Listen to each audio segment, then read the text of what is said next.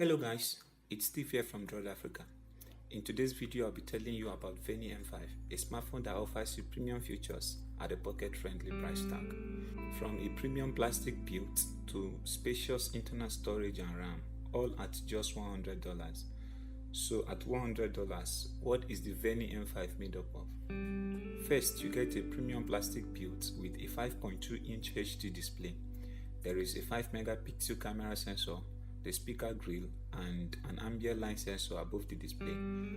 The power button and the volume rocker are kept at the right hand side of the phone. You get a 3.5mm audio jack and a secondary mic above the phone, while the hybrid SIM slot is kept at the right hand side of the phone.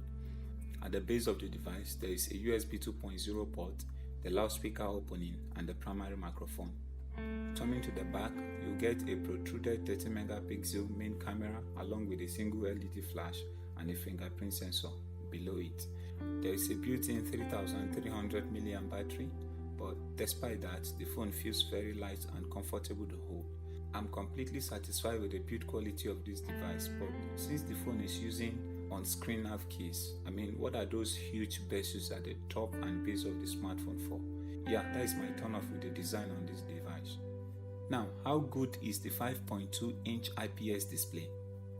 Well, while a 280 pixel density is far below what you will see on a high-end smartphone like the OnePlus 5T in 2018, I still find the display on this smartphone to be crisp enough for a day-to-day use. The display produces sufficient brightness for a moderate outdoor use, but using the phone at full brightness could make the color appear washed out during indoor use. So, how about the processor? This device is powered by an octa-core MediaTek MT6750 processor at 1.5 GHz along with Mali T860 GPU, 4GB of RAM and 64GB internal storage.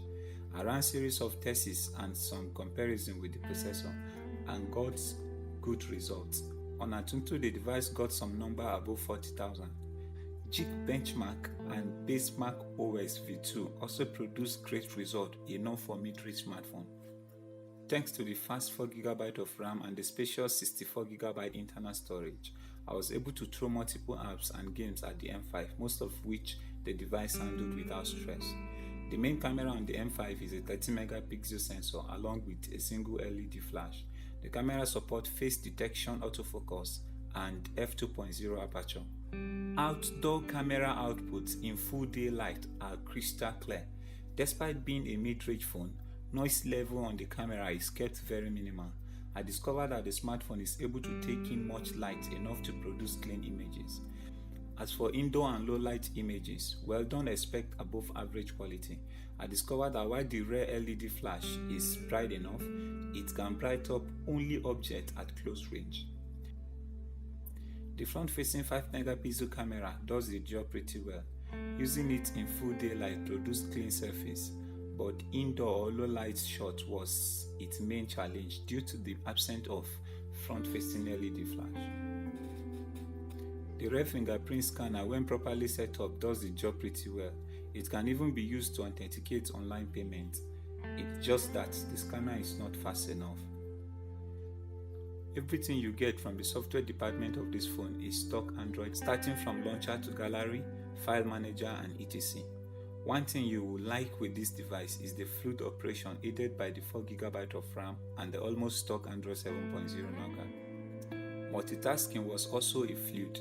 The 4GB of RAM can hold between 15 to 20 apps without running out of memory, and of course that depends on the memory demands of apps in question. I also noticed that the setting app, gallery app and file manager app retain side menu navigation bar, which you can slide out and navigate to any part of the app like you would on tablet.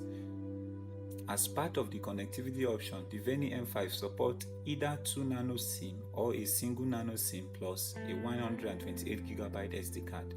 Core quality is one of the coolest things on this device. The earpiece grill is loud with surprising bass, which makes you feel as if your collar is just beside your ears.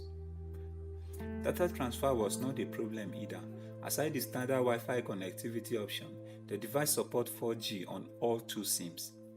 As for the multimedia, audio player and gallery app is Google Music and Google Photos. As such, no much customization and equalizer option for both the music player and video player, but user can always install players of their choice. The Vernee M5 comes with a single loudspeaker kept at the base of the smartphone. The speaker produces loud and clear sound enough to fill a room, but sound quality is not rich enough like what I saw on the Xiaomi Redmi 5.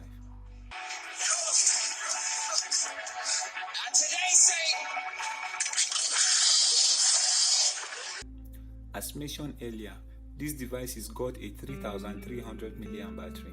Despite the fact that this device have no support for fast charging, I still discovered that the battery charged up a little faster than usual thanks to its 5V 1.5A charger, but I also discovered that the battery also depleted faster than usual. Due to the unusual battery consumption, I took extra time to test out the battery performance, and I discovered that the smartphone tends to have more battery stamina when charged to 100% than when charged below 80%. So if you want to get the most out of the battery on this smartphone, do ensure to always charge it to full 100% when possible. So on one hand, Vernee tried to offer an affordable smartphone that can still do it all, while trying to save costs on the other hand.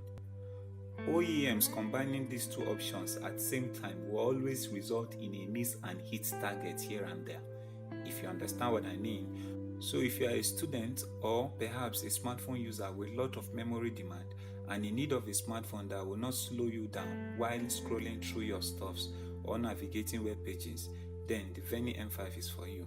On the other hand, if you are looking for a smartphone with stellar battery performance, then you might want to consider the Xiaomi Redmi 5. But in either case, let me hear your comment below and don't forget to subscribe to my channel. Thanks for watching.